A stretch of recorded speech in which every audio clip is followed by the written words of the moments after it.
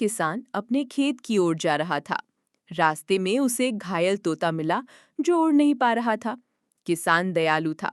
उसने तोते को उठाया और अपने घर ले गया। घर पर उसकी देखभाल की, दवा लगाई और दाना पानी दिया। कुछ ही दिनों में तोता स्वस्थ हो गया और मधुर आवाज में बोलने लगा। किसान उसकी बातें सुनकर बहुत खुश होता था।